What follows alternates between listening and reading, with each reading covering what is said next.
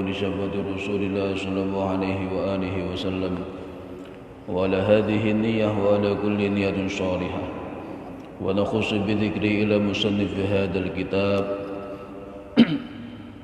الحمد الشيخ المشعري نفعنا بعلومه في الدارين وإلى أهل النبي محمد صلى الله عليه وآله وسلم. الفاتحة.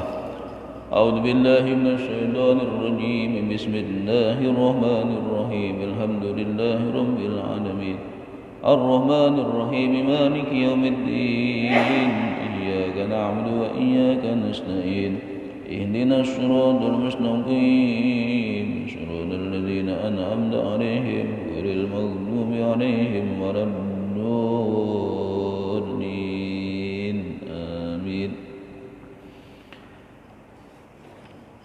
الحمد لله الذي من علينا برسوله الكريم وهدانا به إلى الدين القويم والصراط المستقيم وأمرنا بتوقيره وتعظيمه وتكريمه وتبجيله وفرض على كل مؤمن أن يكون أحب إليه من نفسه وأولاده وخليله جعل محبته سببا لمحبته وتفضيله. أشهد أن لا إله إلا الله الرؤوف الرحيم وأشهد أن محمدا عبده ورسوله ذو الجاه العظيم صلى الله عليه وآله وسلم وعلى سائر المرسلين وآل كل وصحابة والتابعين لهم بإحسان إلى يوم الدين. أما بعد. بسم الله الرحمن الرحيم. فصل في وجوب طاعته عليه الصلاة والسلام. Pasal menjelaskan tentang kewajiban taat kepada Rasulullah sallallahu alaihi wa alihi wasallam. Alaihi, semoga tetap tercurah atas Nabi Muhammad as-salatu, salawat ataupun rahmatnya Allah, wassalamu, dan juga jaminan keselamatan dari Allah subhanahu wa ta'ala. Yajibu ala kulli mukallafin, yajibu wajib, senantiasa wajib, ala kulli mukallafin, atas setiap mukallaf, orang-orang yang sudah dibebani kewajiban syariat, yakni ketika sudah akil balik. Orang yang usianya sudah akil balik, kemudian agamanya Islam. Jadi akil balik tetapi enggak Islam, itu tidak mukallaf. Yang wajib taatuhu, taat kepada Rasulullah sallallahu alaihi wa alihi wasallam. Jadi senantiasa dihukumi wajib untuk taat kepada Nabi Muhammad sallallahu alaihi wa alihi wasallam. Siapa yang diwajibkan? Yaitu kita, orang-orang mukallaf. Wa ta'atuhu sallallahu alaihi wa alihi wasallam. Adapun ketaatan kita kepada Nabi Muhammad sallallahu alaihi wa alihi wasallam min lawazimil imani bih, termasuk daripada bagian ketetapan iman kepada Nabi Muhammad. Jadi taat kepada Nabi Muhammad menjadi bagian yang tidak bisa dipisahkan dengan keimanan kita kepada beliau sallallahu alaihi wa alihi wasallam. Wa tasdiqihi fima jaa min indi rabbih, dan juga tidak bisa dipisahkan wa tasdiqihi dari ketetapan kita membenarkan Nabi Muhammad sallallahu alaihi wa alihi wasallam fima, di dalam segala perkara jaa bihi min indi rabbih, yang beliau datang dengan membawa sesuatu itu dari Allah subhanahu wa ta'ala, yakni berupa syariat, berupa Al-Quran, berupa nilai-nilai yang Allah titipkan melalui Nabi Muhammad sallallahu alaihi wa alihi wasallam. Dan kita maklum semuanya bahwasanya apa yang disampaikan oleh Nabi Muhammad itu adalah dari Allah. dan bersifat wahyu. Wa ma yantiqu anil hawa in huwa illa wahyu yuha. Nabi Muhammad yang beliau sampaikan, yang beliau katakan, itu tidak beliau ucapkan dari kepentingan hawa nafsunya, akan tetapi semua itu wahyun yuha, adalah wahyu yang diberikan oleh Allah Subhanahu wa taala. Li'annahu, karena sesungguhnya Nabi Muhammad sallallahu alaihi wasallam la ya'muru bi syai'in, beliau tidak pernah memerintahkan untuk melakukan sesuatu, wala yanha anhu, dan beliau tidak pernah melarang dari melakukan sesuatu, illa bi idni rabbih, kecuali dengan izin Allah Subhanahu wa taala. Jadi yang Rasulullah perintahkan itu adalah izin dan perkenannya Allah. Yang Rasulullah larang untuk umatnya itu juga atas izin dan perkenan Allah. Jadi bukan karepnya Nabi Muhammad, bukan keinginan Nabi Muhammad. Ya. Jadi ibarat kita memiliki bos, memiliki atasan, memiliki orang yang menguasai diri kita. Maka kalau kemudian kita melakukan sesuatu, maka sesuatu itu adalah dari arahan pimpinan kita. Jadi bukan karep-karepnya kita, bukan keinginan kita secara personal. Ya.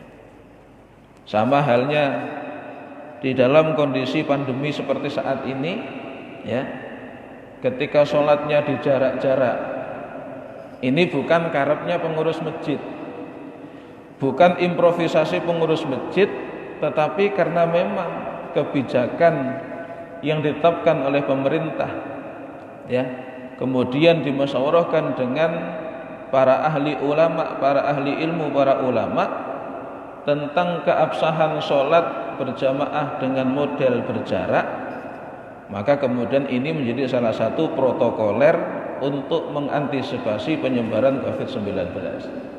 Ya. Jadi ini bukan akal-akalan, bukan keinginan daripada pengurus masjid, contohnya seperti itu. Tapi memang ini ada kaitan dengan yang di atasnya.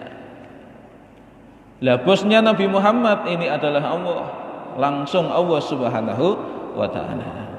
Jadi yang apa Rasulullah perintahkan, yang Rasulullah larang, semuanya itu adalah atas izinnya Allah Subhanahu wa taala. Kama qala ta'ala, sebagaimana Allah Subhanahu wa taala berfirman, wa ma arsalna mir rasulin illa liyuta'a bi idznillah. Wa ma arsalnya, dan tidaklah kami mengutus, min rasulin, dari seorang rasul, illa liyuta'a, kecuali supaya ditaati, bi idznillah, supaya rasul itu ditaati bi idznillah, dengan izinnya Allah. Ya.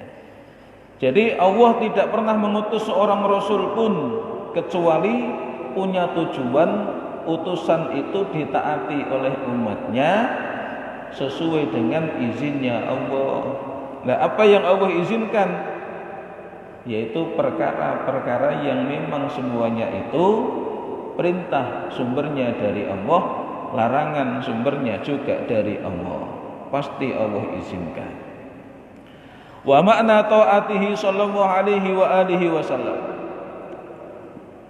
Pasal ini menjelaskan tentang taat kita kepada Nabi Muhammad, kewajiban kita kepada Nabi Muhammad. Maka wa makna ta'atihi, adapun makna ketaatan kita kepada Nabi Muhammad sallallahu alaihi wa alihi wasallam, ya ini imtithalu awamirihi wajtinabu nawahihi,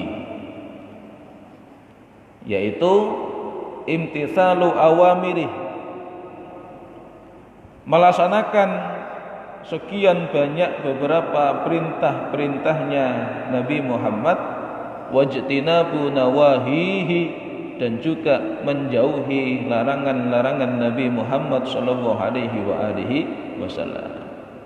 Jadi makna ketaatan kita kepada Nabi Muhammad itu kita melaksanakan apa yang Rasulullah perintahkan dan menjauhi apa yang Rasulullah larang. Dan ingat ya, dasarnya adalah setiap perintah Nabi Muhammad itu adalah perintahnya Allah. Setiap larangan Nabi Muhammad itu juga larangan dari Allah. Ya, ini ketaatan kita kepada Nabi Muhammad. Terus bagaimana kita bisa melaksanakan perintah-perintah Nabi Muhammad, menjauhi larangan-larangan Nabi Muhammad di dalam seluruh aspek kehidupan kita? Tidak bisa dipungkiri, itu semua tidak mungkin bisa kita aplikasikan kecuali kita mengetahui, memahami perkara-perkara yang termasuk dalam kategori perintah dan perkara-perkara, urusan-urusan yang masuk dalam kategori larangan. Intinya kita harus mengkaji mana-mana perkara yang diperintahkan, mengkaji mana-mana perkara yang dilarang. Jadi supaya semangat kita untuk mentaati Nabi Muhammad itu sama dengan apa yang diingini oleh Nabi Muhammad sallallahu alaihi wasallam. Ya. Jadi kaitannya dengan kita bernegara, berbangsa. Maka bagaimana negara ini diatur, kita harus paham. Kenapa kemudian ada orang yang secara tidak sadar terjebak dalam kasus hukum? Dia melakukan sesuatu, ternyata melanggar hukum dan gak sadar. Karena memang kita ini tidak melek hukum. Kita tidak mengetahui daripada pasal-pasal, ayat-ayat yang mengatur suatu hukum. Akhirnya kita ini melakukan sesuatu yang berseberangan dengan hukum. Atau termasuk bagian hukum adalah adat istiadat. Jadi adat istiadat ini termasuk bagian daripada hukum. Hukum yang dibenarkan oleh syariat.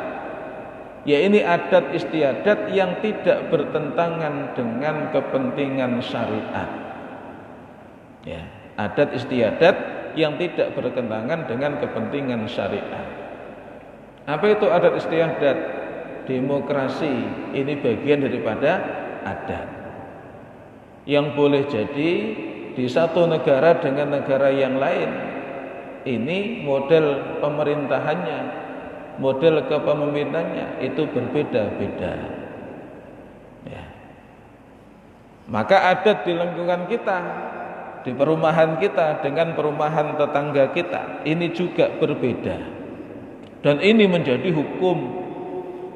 Artinya apa yang kita lakukan tidak boleh, ya, tidak boleh melanggar daripada hukum tersebut. Semakin kita mengetahui, memahami nilai-nilai adat istiadat, hukum-hukum, pasal-pasal yang tertuang dalam suatu undang-undang, semakin kita memahami daripada aturan syariat Allah Subhanahu wa taala yang disampaikan oleh Nabi Muhammad, kemudian disampaikan lagi oleh para sahabat, disampaikan lagi oleh para tabi'in, tabi'in, sampai ulama-ulama kita dan sampai guru terdekat kita. Ketika semuanya nyambung, insya Allah kita ini melek dengan hukum, melek dengan syariat Allah Subhanahu wa ta'ala. Qala Allah ta'ala, Allah Subhanahu wa ta'ala berfirman, Ya ayyuhalladzina amanu ati'ullaha wa rasulah wa la tawallau anhu wa antum tasma'un. Ya ayyuhalladzina amanu, hai sekalian orang-orang yang beriman, ati'ullah wa rasulah, taatlah kalian semua kepada Allah dan Rasulnya, wa la tawallau anhu, dan jangan sekali-kali kalian berpaling anhu, dari utusan Allah.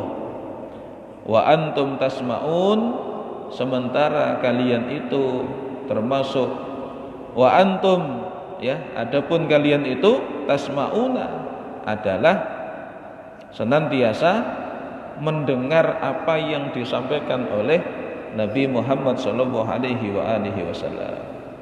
Ya.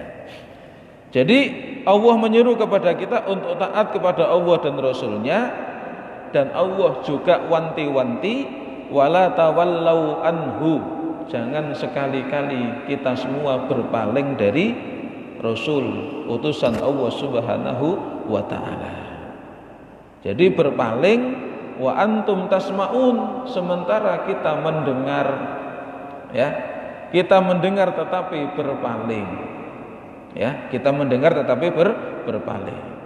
Dibacakan Al-Qur'an berpaling. Ya. Ini jangan sekali-kali.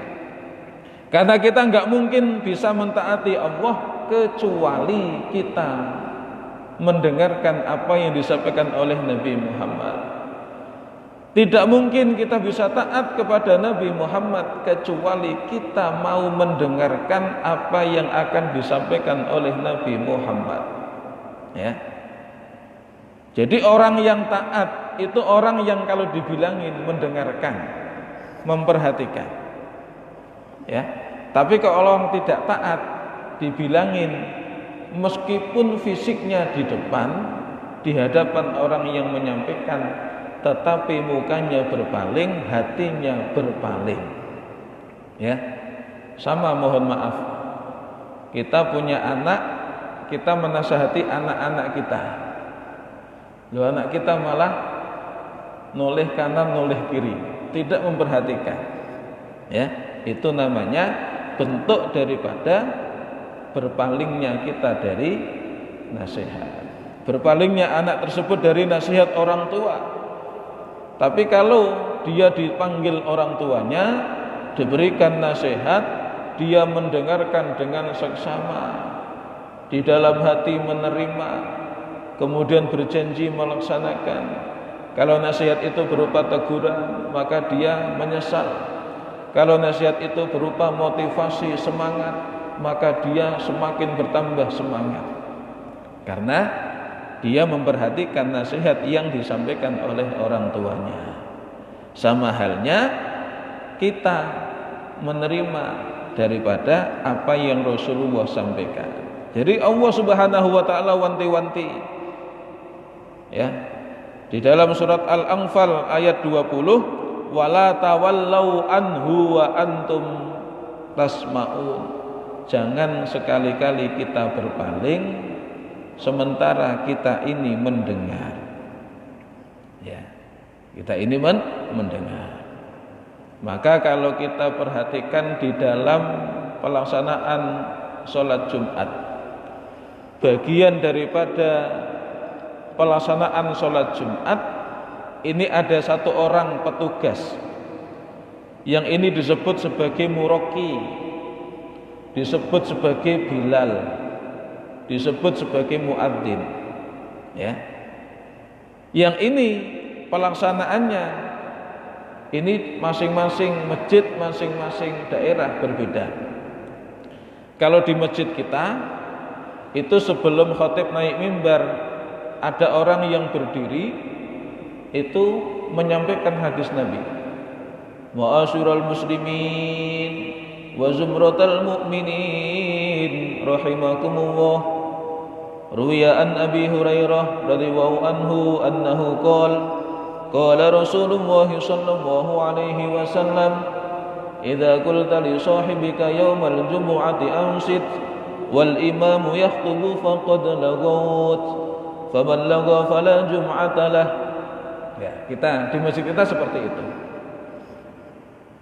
Nah, ini adalah hakikatnya kalau kita memahami sebelum khatib naik mimbar ada orang yang mengingatkan kepada kita. Apa?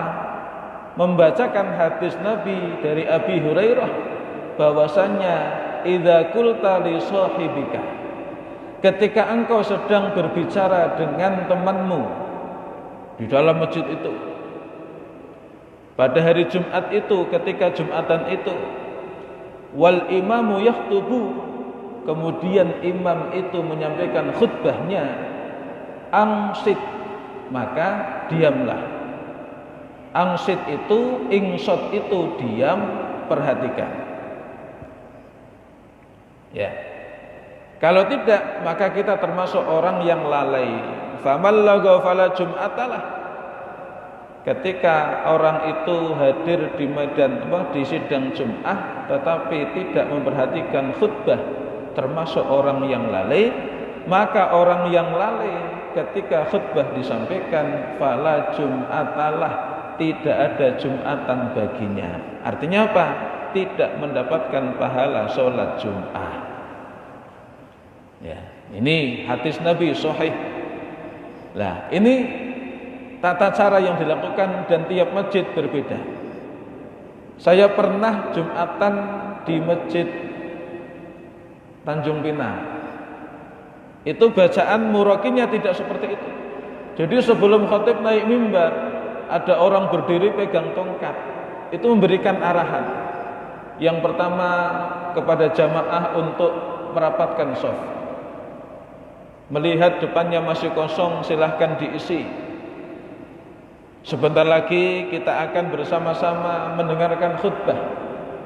Tetapi sebelum itu perlu kita sampaikan bahwasanya Nabi Muhammad SAW diriwayatkan dari sahabat Abu Hurairah, beliau berpesan kepada kita semua untuk kita senantiasa memperhatikan dengan seksama apa yang akan disampaikan oleh khatib, supaya Jumatan kita sempurna.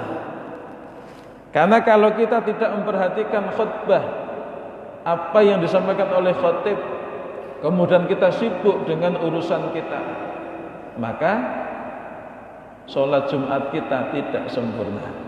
Ini di Tanjung Pinang seperti itu. Di tempat daerah yang lain beda lagi. Bahkan di masjid-masjid yang lain juga malah ini tidak disampaikan. Ya. Kenapa? Memang amaliyah ini termasuk bagian daripada ijtihad para ulama. Jadi kepentingan untuk mentaati Nabi Muhammad sallallahu alaihi wasallam adalah bagian daripada ketaatan kita kepada Allah Subhanahu wa taala. Ya. Wa qala ta'ala wa ati'ullaha war rasul la'allakum turhamun. Ya. Taatlah kalian semua kepada Allah dan utusannya, la'allakum turhamun, supaya kalian mendapatkan rahmat kasih sayangnya Allah Subhanahu wa taala. La'allakum turhamun, supaya kalian semua dirahmati, yaitu mendapatkan rahmatnya, kasih sayangnya Allah Subhanahu wa ta'ala. Kalau kita sudah mendapatkan rahmat, maka apapun itu menjadi nikmat. Ya, apapun itu menjadi nikmat. Kita punya uang banyak, kalau disertai dengan rahmat, nikmat. Kita enggak punya uang, tetapi disertai dengan rahmat Allah, rasanya juga nikmat. Ya. Ini surah Ali Imran ayat 132. Ya. Allahu a'lam bishawab. Jadi perintah untuk mentaati Nabi Muhammad ini juga banyak dijelaskan di dalam ayat-ayat firman-firmannya Allah Subhanahu wa taala. Ya. Insyaallah kita lanjutkan pada pertemuan selanjutnya. Ya. Sekali lagi, semoga ini menjadi wasilah kita untuk semakin semangat mengenal Nabi Muhammad, mencintai Nabi Muhammad, melaksanakan daripada sunnah-sunnah syariat-syariat yang dibawa oleh Nabi Muhammad SAW, karena itu bagian ketaatan kita kepada Allah Subhanahu wa taala. Al-Fatihah. A'udzubillahi minasyaitonirrajim. Bismillahirrahmanirrahim. Alhamdulillahi rabbil alamin arrahmanir rahim maliki yaumiddin iyyaka na'budu wa iyyaka nasta'in ihdinas siratal mustaqim siratal ladzina an'amta 'alaihim ghairil maghdubi 'alaihim waladdallin amin. Allahul muwaffiq ila aqwamit thoriq. Assalamualaikum warahmatullahi wabarakatuh. Allahumma sholli ala Muhammad.